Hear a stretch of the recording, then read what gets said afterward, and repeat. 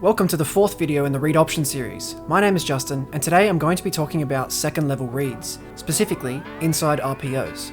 If you're new to the channel, be sure to subscribe and click the bell notification if you want to learn how to run a successful football offense at any level. One of the reasons that RPOs have become so popular is because they give your offense the ability to run the read option even if you have an unathletic quarterback who is not a threat running the football. So, if your quarterback can't run, you can still gain an extra number on offense and put defenders in conflict by changing who the read man is and how you attack him. On second level RPOs, the quarterback will either hand the ball off to the running back or throw the ball to a receiver. On inside RPOs, the receiver will usually be either a tight end or a slot receiver. On these plays, the quarterback reads the backside inside linebacker. If the linebacker comes down to defend the run, the quarterback will throw the ball to the receiver. If the linebacker sits or drops back to defend against the pass, the quarterback will hand off the football. The first concept for today's video is a zone run with a pop route from the tight end. We're once again attacking the backside inside linebacker.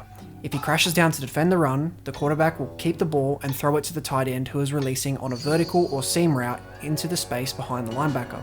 If the read man sits or backs up to defend the tight end, the quarterback will hand off the football. This first example came in the 2014 Week 3 game between the Dolphins and the Patriots. The Dolphins are lined up in a 2x2 spread formation with their tight end in the box and are running outside zone left with a pop route from the tight end. Looking at the read man, we can see that he sits and stays to defend the tight end, which means that the quarterback hands off the football to the running back. This next example came in the 2017 Super Bowl between the Eagles and the Patriots. The Eagles are lined up in a 3x1 spread formation with their tight end in the box. They are running outside zone right with a pop route from the tight end. Looking at the read man, we can see that he sits and stays to defend against the pass. This tells the quarterback to hand off the football. The next example came in my own team's 2016 game against the Nepean Ducks. On this play, our offense is lined up in a 2x2 spread formation with our tight end in the box. We're running inside zone left invert with a pop route from our tight end.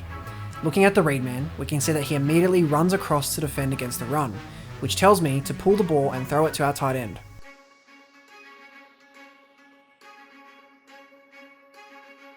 The only other thing I'd say here is for the tight end to not bend his route so much across the field, as he's just taking himself closer to other defenders. You want to be able to run this a bit straighter, as there'll be more space for you to work with once you catch the football.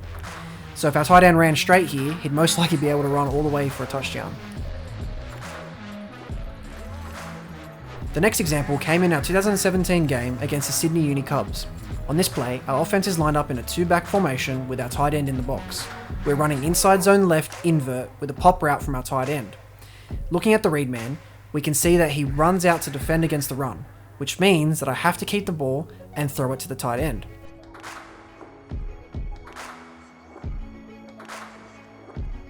If you're playing quarterback, try to get the ball out of your hands as soon as you've made the read and set your feet. Don't hesitate like I do here, otherwise it'll be much harder to get your receiver the football. So I think I hesitated because this defender stuck his head into the passing lane, but even then, I still think I could have thrown the ball on a rope and hit my receiver without issue and without hesitating. The next play came in our men's team's practice. On this play, our offense is lined up in a 3x1 formation with the tight end in the wing position. We're running inside zone right with a pop route from our tight end. Looking at the read man, you can see that he comes down to defend against the run, which means that the quarterback needs to throw the ball to the tight end. The next few examples are runs that are packaged with a slants passing concept.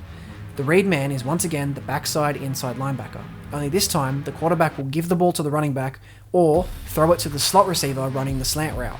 So, in this first example, the Dolphins are lined up in a 2x2 spread formation and are running outside zone right with the slants concept to the backside. Looking at the read man, we can see that he comes down to defend against the run, which tells the quarterback to throw the ball to the slot receiver running the slant in behind. On this next example, the Dolphins are lined up in a 2x2 formation with their tight end in the box. They are running buck sweep right with a slants concept on the backside. Looking at the read man, we can see that he moves over to defend against the run, which means that the quarterback has to throw the ball to the slot receiver running the slant route in behind. As you can see, you can use second level inside RPOs to put stress on inside linebackers without needing your quarterback to be a running threat. This allows your offense to still gain an extra number using the read option and lets you take advantage of different defenders and matchups. Finally, it also adds a little more variety to your read option plays to help keep the defense guessing. In the next video, we'll discuss outside RPOs at the second level and how you can run them correctly. If you enjoyed the video or found it useful, be sure to leave a like. And if you have any questions, feel free to ask them in the comments below. Thanks again for watching.